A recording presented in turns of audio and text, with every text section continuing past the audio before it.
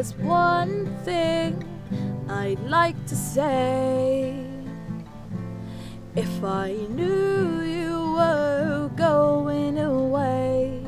Joe Whitestone's sister Millie wrote this song about him shortly after he died. One of his trademarks was his rigger boots. See you again and your rigger boots. Always wear rigger boots from a very early age. Even in a tuxedo, he'd still wear rigger boots. And oily hands. He was always a hands-on, practical person in the workshop and working on some sort of engine. Everybody loved Joe. He would talk to anybody. You know, he'd talk to the Queen the same as he talked to anybody else. He was always just as Joe was. Tell him like it is, Gran. Tell him how it is, Gran. Joe ticked the organ donation box when he was applying for his driving licence. Sadly, he'd be donating his organs far too soon, but 4 people have now benefited from his kidneys, liver and heart. Knowing that his heart's beating somewhere is, it means a lot. And recently, the family was sent this card from a woman who'd received one of Joe's kidneys. I feel more like my old self thanks to the precious gift I've been given from you. I promise I will do everything in my power to look after my gift and live my life to the full. One thing I'm sure in all this is miracles do happen. You will always be in my thoughts and prayers. With love and gratitude, Jane and family. What does that mean? It's amazing.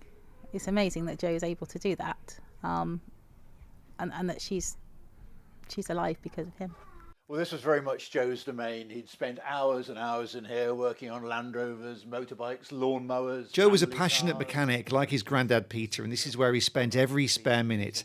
Knowing he won't be back to fix up the cars is difficult, but Peter's comforted by the lives that Joe has been able to save. We miss him immensely. Not a day, not an hour goes by without looking round, and there's so much of him here.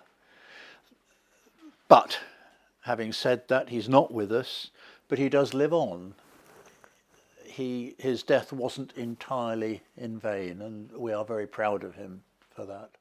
Joe's mum is still too upset to talk publicly, but her and Joe's family knew he wanted to donate his organs, but figures show that many families don't even talk about it, and opportunities to save lives are missed. I think it's important to discuss it, and as a family we did. On the back of filling out the form for the driving licence, and I think that people should really discuss it with their family so that they're aware of their wishes, and definitely consider it. There's one thing I'd like to say. Ticking the organ donation box for Joe was simple, and 4 people are still alive today because of that, described by one of them as a miracle. And your rigger boots. Steve Nibbs, BBC Points West, Red Marley.